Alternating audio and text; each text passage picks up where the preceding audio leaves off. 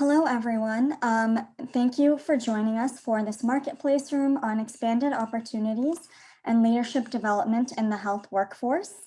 As you know, this marketplace is one of the most interactive events of the summit, as we will be listening to stories, ideas, and projects that organizations around the world have implemented during this COVID-19 pandemic related to health workforce innovations. We encourage you all to actively participate, ask questions, and share ideas with our presenters. Participant microphones are currently muted, but please use the chat box to type in your questions and comments during the presentations.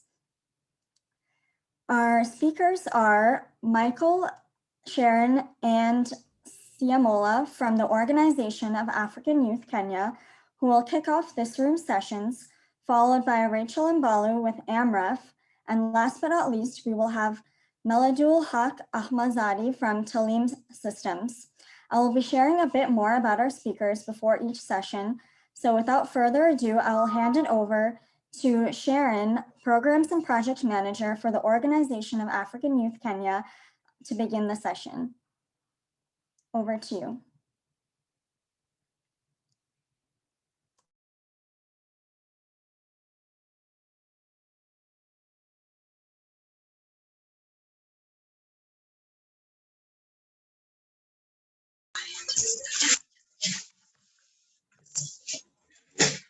Good morning, good afternoon, and good evening, world. My name is Michael Asudi from Organization of Africa Youth. We'll be presenting three of us, Sharon, and also Siamola, and myself. Our focus is around incentivizing adolescents and youth-friendly services so as to create more opportunities for the health service providers. So this is based on our learnings and past engagements and opportunities that we feel can be implemented to expand opportunities for the health workforce. So about Organization of Africa Youth is a Pan-African youth movement that focuses on three areas around climate action, health and well-being, and economic empowerment. And we have cross-cutting areas around leadership development, policy governance, and also gender and social inclusion, at the aim of promoting meaningful adolescence and youth engagement. So back to our presentation, during the COVID period in Kenya, since beginning of 2020, we've done three major projects, and one is also ongoing. So first, we analyzed the impact of universal health coverage that's being piloted in Kenya. And one of the main findings was that there's increased demand, but there's limited human resource. So this led to fatigue and also demotivation of several health service providers and health workers. Secondly, we did a project to analyze the impact of COVID among adolescents and youth. So most of these people, this group cited that there's loss of income, mental health issues, and also continuation of health services, especially around reproductive health and maternal child health, that impacted them. So we are currently also talking to WHO to see how to upscale this. And currently, the core of our presentation is around a project that we are doing with the support of Global Financing Facility. This is a financing mechanism that is supported by World Bank, and we are currently supported by the GFF CSOs Hub under PAI to look at a project on improving access to adolescent health and youth services. So what we found out in this assessment is that there is low resourcing of adolescents and youth services, especially at primary healthcare level. And then there's capacity gaps among health workers, lack of motivation for them to offer adolescents and youth-friendly services, since most of them are employed at the primary healthcare level to offer general services to the public. And then this shifting of focus to COVID-19, so leading to neglect of reproductive health. And we've also seen cases of resourcing and challenges around provision of PPEs for the health service providers. So in overall, these have affected the morale and motivation of health workers. So what we are proposing as a solution to this gap that we've noted is what we call resource-based financing. Before that, we'll love to watch a small script for 2 minutes, look at the sentiments around young people and also health service providers on what effective and responsive adolescents youth-friendly services look like. So welcome.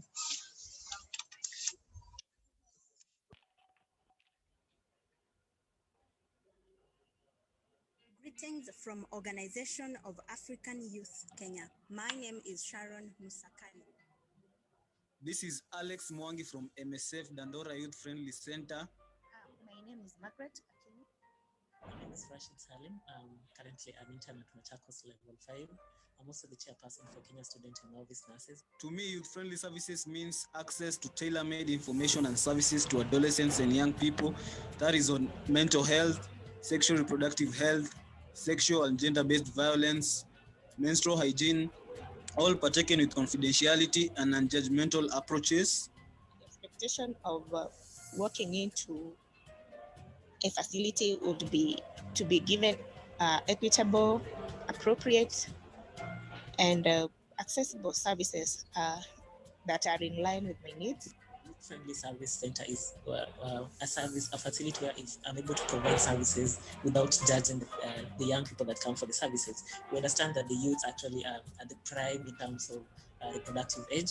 So when they come to the facility, we don't have to be, judging them in terms of going to be sexually active or these are people who are promiscuous or something like that. We just want to give the services that they've come for. Incentives for healthcare providers include continuing education services, episodes of care, and pay for performance. And capacity building and rewards to ensure that they continue with offering youth-friendly services. Not only about remuneration, it can also be in terms of, and especially in this COVID-19 era, we're talking of going to telemedicine or something like that. So you may want to provide facilities, electronic devices, be it computers, be it mobile phones outside the ones that they have, just to be able to help the youths to access these services at any given time. If youth-friendly services are offered, then there'll not be a lot of myths and misinformations and stigma in the community about health issues. We therefore call on to governments, health CSOs, and other private entities to invest more into youth-friendly services and centers to reduce the negative indicators of sexual reproductive health among adolescents and youth. Thank you very much. We've seen that there's demand for adolescents and youth-friendly services that is of quality and also responsive.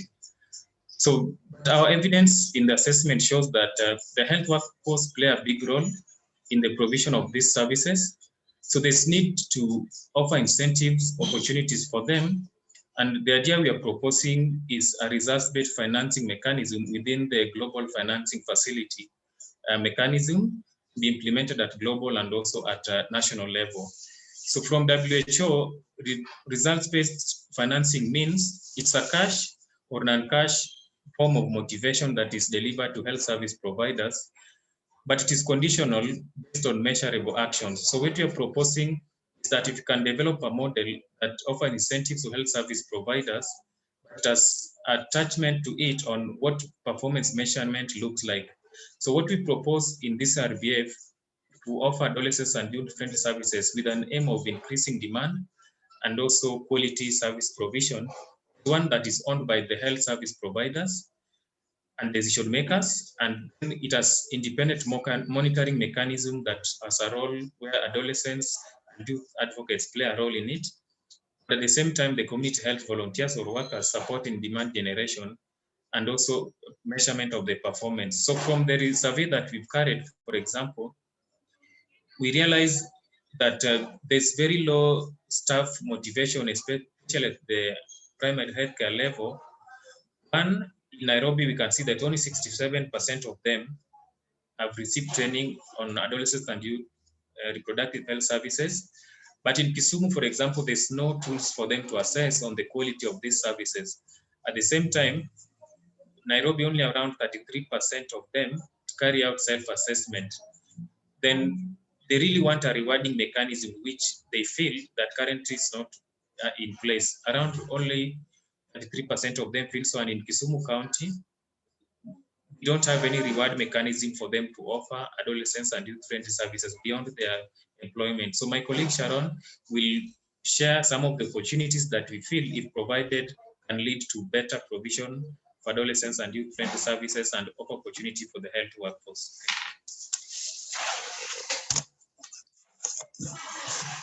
Thank you. Based on the research that we did under the Global Financing Facility Project, we found that some of the respondents feel that there needs to be needs-based training, capacity building, to enable them to have the skills and the competencies for them to be able to offer more appropriate youth-friendly services in terms of SRHR. We also found out that there's a need for improved working condition, and this is a holistic kind of working conditions, including their housing, including their offices, including the areas of work, everything holistic, including mental and social psychological support for them to be able to offer more and more youth-friendly services. There's also need for increased human resourcing. Some of the respondents felt that some of the services they offer, they are compromised because of the shortage of staff, because you find that more than one staff could be offering services in different aspects and different areas. So there's need for increased human resourcing.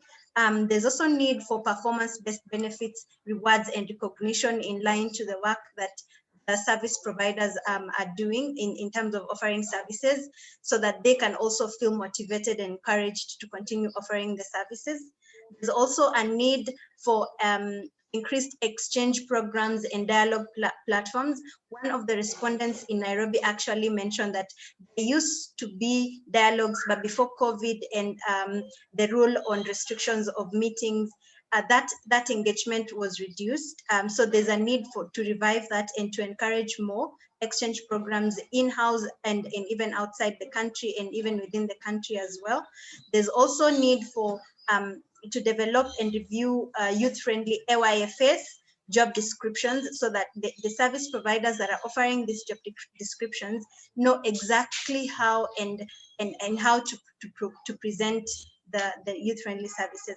There's also a need for increased incorporation of, not increased, but there's a need to incorporate AYFS specialized training in academic institutions, such that during the medical training and during the training of nurses and health service providers, there's a need to incorporate an aspect of AYFS training in how they can offer youth-friendly services and in the health facilities.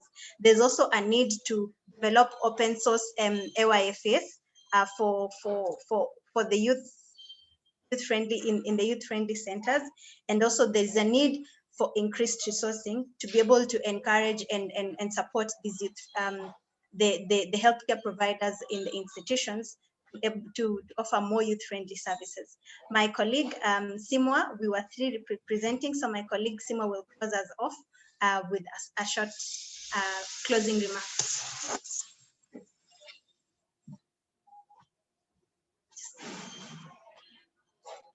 Okay, thank you. For a part of the presentation, we have the conclusion part and also for the food for thought. So the conclusion part is that health workers at public health care level have low awareness on policies, less training opportunity on adolescent youth-friendly services. They have a low capacity on data translation and opportunity to influence planning. Results-based financing incentive can expand opportunity for health service provider at public health care level. Also, we have effective result-based financing, which will lead to improved access to quality sexual productive health rights services and information among marginalized and vulnerable adolescents and youth. Thank you. That is part of the presentation, but we also prepared for you, there's a food for thought. That is a question for answers. I'll just share some of the food for thought, and I think you can see from your end. So how do we incentivize health service providers to offer quality adolescent youth-friendly services? That is a question that you can ask. You can ask us, or also share out, so that you can have a discussion around it. What are adolescent youth-friendly services? Quality measurement. If incentives are provided to health service providers, And then number 3, you are to embed adolescent youth-friendly services activity or services. How will you measure them? Assess quality and administer motivation and reward program. And then number 4, what changes do we come up with to offer opportunity to incentivize health service provider to offer adolescent youth-friendly services? How do we incorporate results-based financing in a service model? Then number 5, what does quality adolescent youth-friendly services look like? And then number 6, which is the last question that we air out, that how can we use this measure to influence incentive for facility and training? This food for thought actually came up in terms of for sharing, for exchange of programs, in terms of you may be doing something around this, or you may have a question around this. So I think you can have a question in line with this. And apart from that, also it is something that you can ask in the chat bot. You can have a response. So back to you, Avani.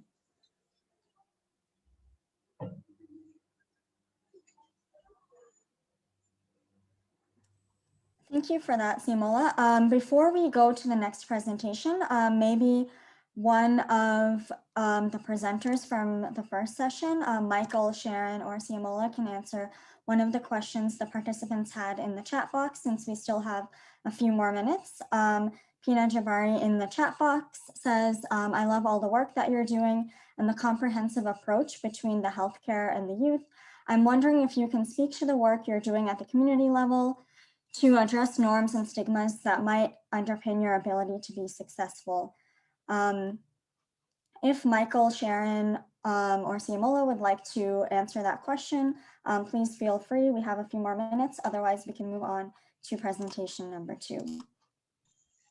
Yes, thank you for the question. I think the question is really relevant to what we do. As an organization, we look at translating global processes and policies to national and grassroots levels, so that our work, we just don't make commitments at the international levels, but there's no follow-up mechanism. And the core of our work is community engagement. And that is one of our big strengths and youth mobilization. So in terms of work at the community level, our presentation is very strong on primary healthcare. And this is what our priority we're looking at within the UHC service package. So what we promote is working with young people to generate demand.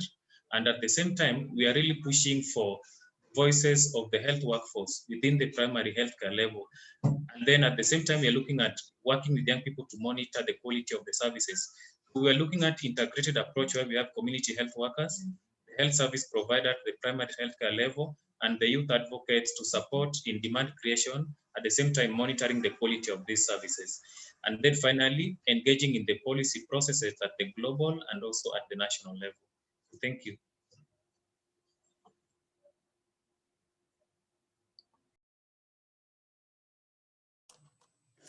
Great, thank you. Thank you again to our first presenters, Michael, Sharon, and Simola, for this insightful presentation on improving access to quality and responsive adolescents and youth-friendly services, and discussing opportunities around incentivizing provision of AYFs at the primary healthcare facility level. I'm now happy to introduce our second presenter for this session, Rachel Mbalu, Innovative Partnership for Universal and Sustainable Healthcare Project Lead, AMREF Health Africa, who will be presenting on expanding financial resilience in Kenya during COVID-19. Over to you, Rachel. Thank you, Avani, and thank you to all the participants. Good morning, good afternoon, and good evening from Kenya. So I'll be happy to take you through a very brief presentation on the work that AMREF Health Africa is doing through one of the departments that is AMREF Health Innovations. And just as Avani rightfully put it, we'll share some of the work that you have done on expanding financial resilience for women and poor households in Kenya during COVID-19. And I just, for my presentation, I'll look at 3 areas. First of all, I'll demonstrate how our innovative model has been a solution to protecting the health and well-being of women and children. And then I'll also share the model's contribution to equity for financial protection for the poor households in Kenya. And finally, I'll just, in my final remarks, I'll talk about some collaborative opportunities that we have on the advocacy asks, or rather the call to action by PMNCH on COVID-19. I'll not talk about the work that we do as an organization, but just allow me to mention that mainly our mission is to increase sustainable health access to communities in Africa through solutions in human resources for health, health service delivery, and investments in health. So as we talk about equity, because I'll relate my focus, the focus of my sharing or my presentation will really be about equity for financial protection. I know, okay, just to give you a brief of what's happening in Kenya in terms of the SDGs 3.8. So every year in Kenya, nearly 1 million Kenyans are pushed below the poverty line as a result of unaffordable healthcare expenses. That's according to a report that was given by World Bank. And we've also seen that 76% of Kenyans, they really rely on out-of-pocket expenditure to access healthcare services. And the situation is actually made worse by the COVID-19 situation due to loss of livelihoods. And when we talk about the loss of livelihoods, the economic effects, we are really looking at the impact that it has had, especially on women. And so our model that I'll be sharing, which is also based on the COVID-19 response, is really, we just want to mention that the pandemic really showed that countries need to rapidly scale up their investments in essential public health functions. And that is the basis of the model that I'm going to be sharing with you. So the first approach that I'll be sharing with you is on one of the models that we have implemented in Kenya. That is, it's called iPush, which in short is the Innovative Partnership for Universal and Sustainable Healthcare. It's a model that AMREF Health Africa is implementing in partnership with Pharmaxis Foundation. It's through a grant and of course in collaboration with the National Hospital Insurance Fund. And the goal of this project is really to improve access to quality reproductive, maternal, and newborn child health services for children under 5 in 2 counties in Kenya. And of course, we really leverage on mobile technology to accelerate healthcare system change across different areas in focus to the health of women and children, and also adolescents. So just in short, this is what the model is all about. What we've been focusing on as we talk about issues around equity for women, also within the parameters of universal health coverage. One of the things that we've really been keen on is to have a ring fencing mechanism for premium funds that are received by the National Hospital Insurance Fund. And then we've also been able to do, one of the key things that stood out from the model is mapping of targeted households to identify the varied segments of households in the country so that they can access quality health services. And then in terms of women, engaging the women of reproductive health through community and digital tools, we've had sensitizations, even as you observe the COVID rules. We've had some innovative approaches in sensitizing women and engaging them through community health workers with innovative tools. I'll be quick because I just wanted to share with you about what we did, some of the achievements that we did in identifying poor households that were meant for health insurance subsidies. So in the wake of COVID-19, AMREF Health Innovation supported the national government of Kenya to conduct household socioeconomic mapping in 6 counties. And the aim was really to identify vulnerable households that are eligible for health insurance towards enhancing their financial resilience so that they don't pay from their pocket. And they also cushioned the money they would have used for healthcare can also go to something else in terms of helping the household economic support. So we deployed a tool for collection of a mobile platform for collection of data by the community health workers. We deployed a tool by the Ministry of Health, and it's really to map out who are the poor households that are due for the UHC or for support by the national government, so that they can, all the members of their households can access healthcare or get insurance subsidy. So the results of this approach was we had 2,700 community health workers conducting socioeconomic mapping in over 300,000 households.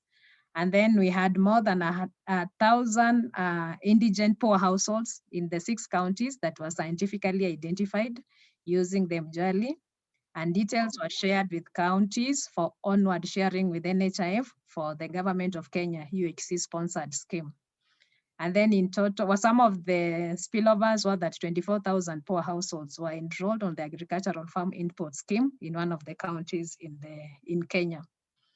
And for the innovative partnership, so far we've had 35,600 women and their families on the insurance. They're able to access healthcare services really without having to pay from their pocket.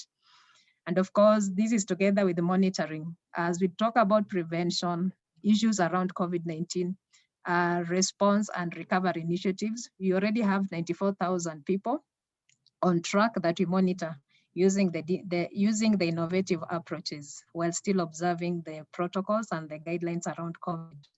And then we've engaged 2,220 community health workers and equipped them with devices that can, so that they can use, we've trained them on use of technology for provision of quality health services.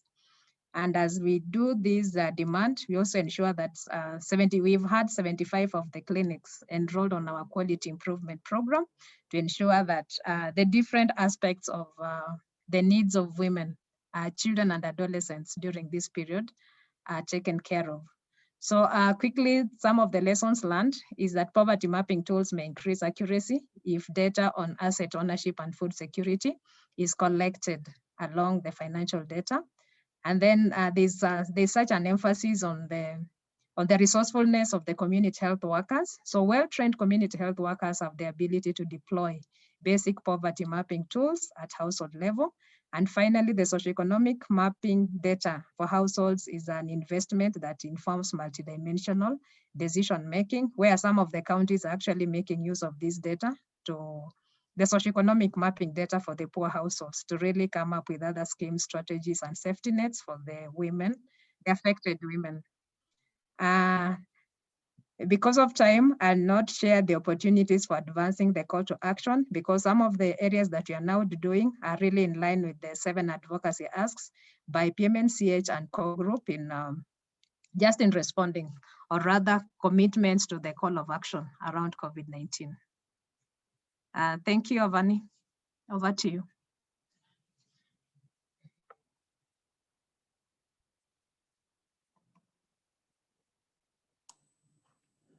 Great, thank you so much, Rachel. If there are any questions for Rachel on the AMREF presentation, please continue to type those questions in the chat box and engage in discussion during the session. But in the meantime, we can move on to our 3rd presentation for today's marketplace. I would like to introduce our 3rd presenter, Meladul Ahmadzad from Talim Systems, who will be presenting on web-based appointment solution for medical clinics. Over to you. Thank you, Avani. I will share my screen.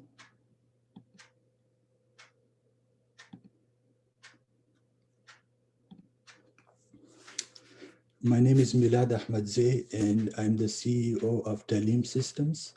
Today, I will present to you on a web-based medical appointment solution that my company developed during the COVID-19 pandemic.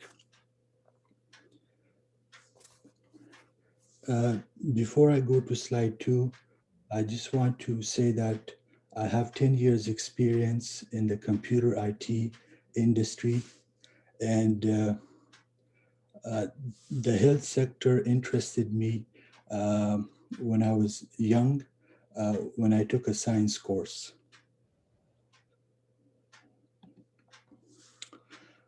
So why this appointment-based technology solution?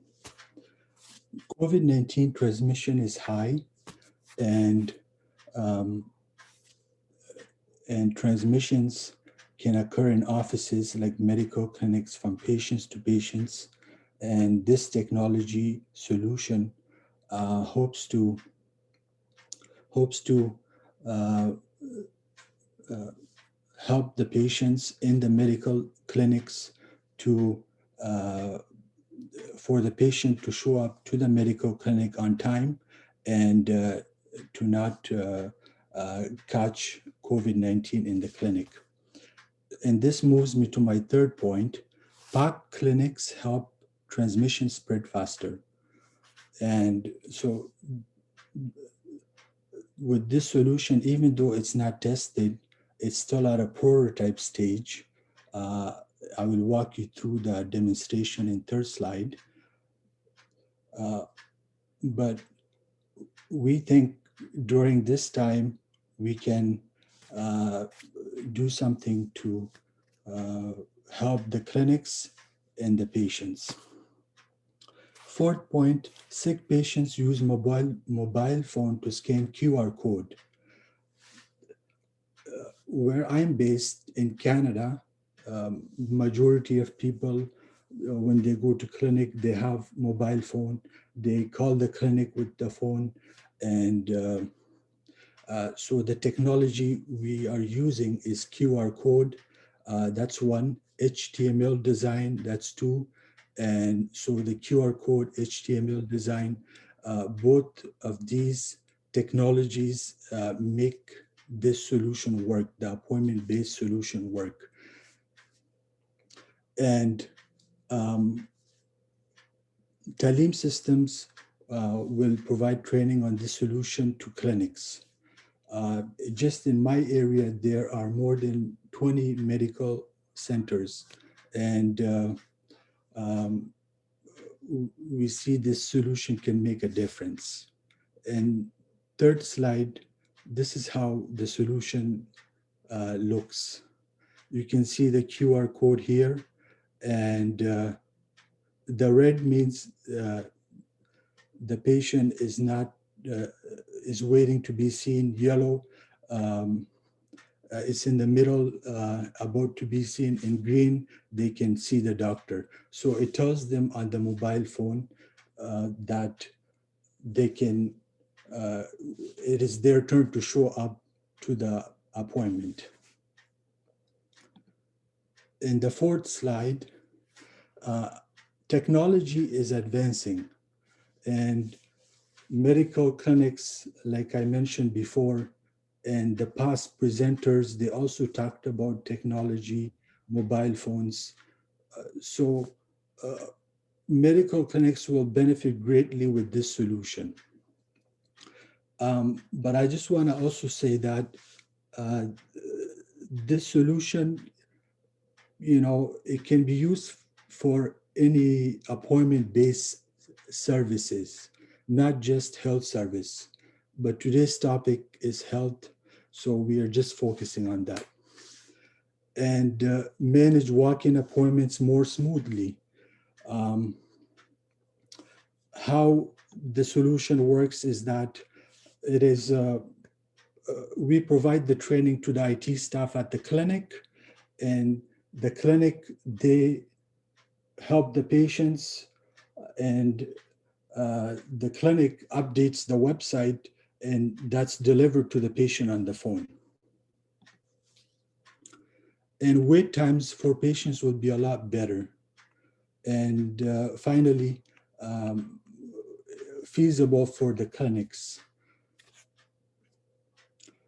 Thank you very much. I will take any questions. Thank you.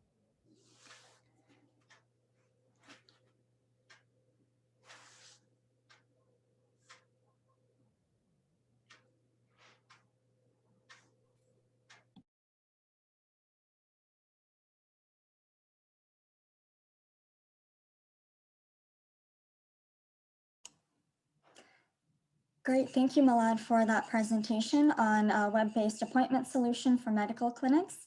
If anyone has any questions for Milad, please continue typing them in the chat box. It looks like we have a couple of questions coming in, Milad, if you would like to stay on to answer those. The first question is from Pina from Save the Children. She asks, how many people have started using the application and how many clinics?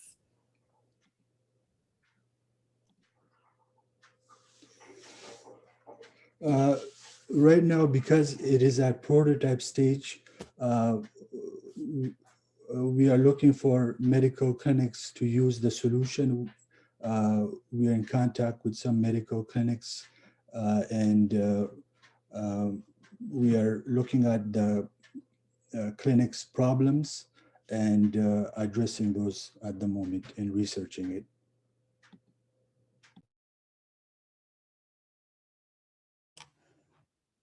Great, thank you. The second question was similar in asking how many people your program has covered, but maybe you could talk about how many you aim to cover after the prototype stage. Depending on resources, we can, and as I mentioned, is feasible. There are more than 20 medical clinics here in Ottawa, Canada, and initially we want to provide support to them and get them set up and then expand to other cities. But if we see the need across the globe for this solution, and as I mentioned, the solution can be integrated to any appointment-based service because it is HTML and QR code. One day we hope to make it open source. Thank you.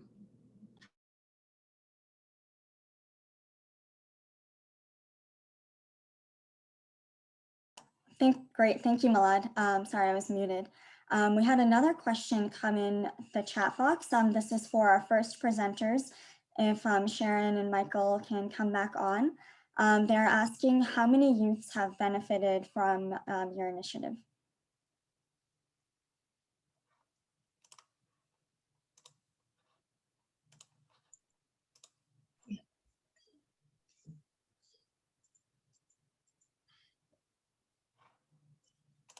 Sorry, thank you for the question. I mentioned we have 3 projects that we've done. For the one on UHC, we piloted in Kisumu. We had around 300 young people benefiting. Then the second one on the assessment that we did online, we managed to reach around 1,000 young people through digital platforms. Then the current assessment that we are doing, it is in the preliminary stage, supported by PAI through the GFF CSOs Hub. We managed to directly engage around 100 young people to get their sentiments, but we are now planning to move into phase 2 in dissemination, targeting to reach at least 500 young people directly, but also to reach at least 500,000 through digital platforms. Thank you.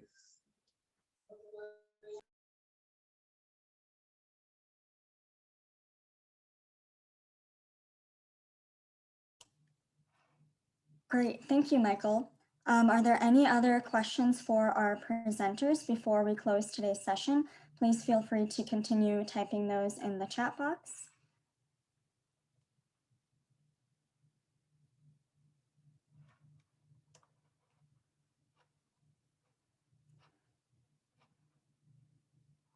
If there are no more questions for our presenters today, then we can wrap up today's session.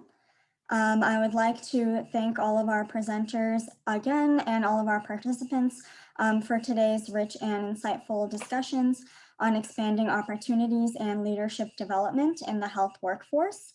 Thanks to your presentations, we learned about opportunities for incentivizing health workforce through training, motivation, evaluation, and promotion within results-based financing mechanisms, leveraging mobile technology to focus on inclusive health financing for women of reproductive age in Kenya.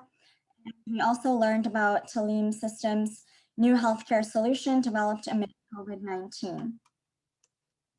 As we conclude this session, please head back to livesinthebalance.summit.dc/live tomorrow for another day of dialogue, knowledge sharing, and learning around equity and COVID-19 recovery and response.